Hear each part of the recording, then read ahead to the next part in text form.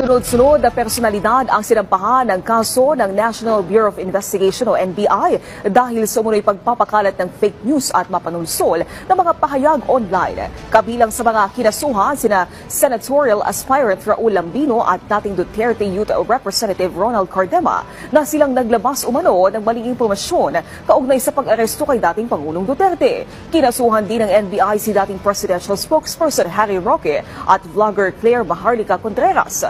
Bukod sa ubunsod ng kontrobersyal na pulburon video na iniuugnay kay Pangulong Marcos Jr. Lumabas sa forensic test ng NBI na hindi si Marcos ang nasa naturang video. Bukod sa kanila, kinasuhan rin si Mary Joy Lacerda na umano'y mali at mapanlinlang na ginamit ang pahayag ni NBI Director Jaime Bautista sa isang TikTok video. Ayon sa NBI, ang video ay nagdulot ng kalituhan at posibleng nag-uudyok ng galit mula sa mga OFW. Layo ng sunod-sunod na hakbang ng NBI na paigtingin ang kampanya laban sa fake news at mapanirang propaganda sa social media.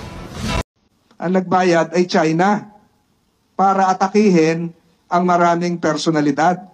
Mismong Chinese Embassy umano ang nagbayad ng halos 1 milyong piso sa isang marketing solutions company sa Pilipinas noong 2023 para mag-operate ng troll farm o keyboard warriors.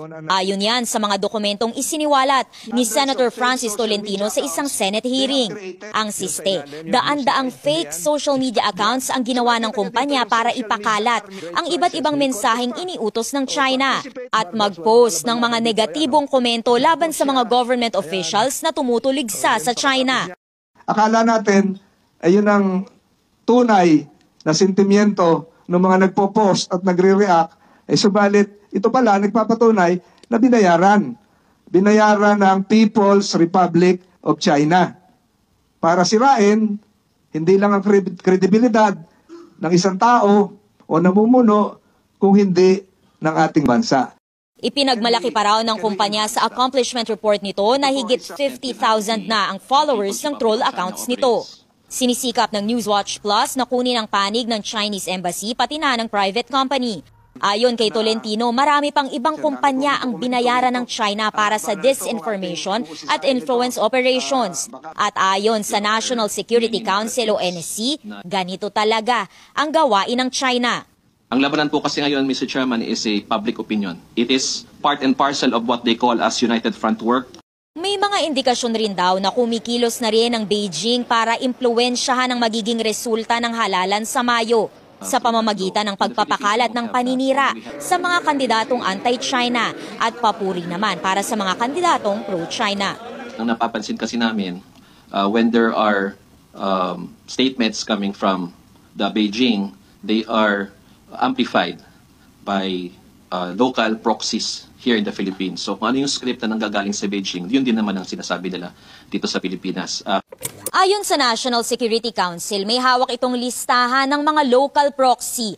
Kabilang na ang nasa 10 social media influencers na kasabwat umano ng China. Kaugnay naman ang isiniwalat ni Senator Francis Tolentino na kumpanyang binayaran umano ng China para mag-operate ng troll farm. Iimbestigahan daw yan ng National Bureau of Investigation. Nanawagan rin ang intelligence and security officials sa Commission on Elections na aksyonan ang posibleng campaign violations ng mga taong tumutulong sa China na impluwensyahan ng halalan. Delikado at nakababahala ito ayon kay COMELEC Chairman George Garcia, lalo na kahit ang komisyon, biktima raw ng trolls na nagsasabing hindi ito mapagkakatiwalaan. Sana po wag natin kagad basta paniniwalaan ang lahat ng nakikita natin, lalo na po sa social media. Dapat totoo. Para sa impormasyong napapanahon at on-demand, Amor Santos, Newswatch Plus. Ni Vice Presidente na ako'y pinsan ni Congresswoman Franz Castro? Yes po, in that interview. Tama ba ako, Tristan? Oo.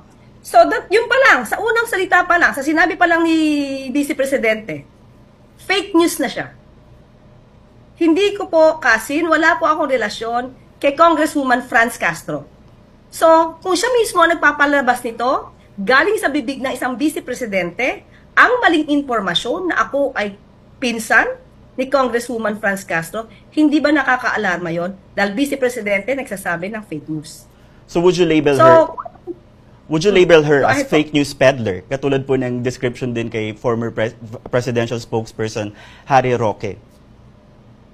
with that statement that she made, na ako ay cousin at magkadugo kami. Unang-una, nasa ng pruweba niya magpinsan kami. Ako na nagsasabi, wala kaming relasyon ni Congresswoman Franz Castro. Pareho lang po kami ni spelling ng apelido. Okay. Pangalawa, ano ba ang nasasabi sa kanya? Halimbawa lang po, sinabi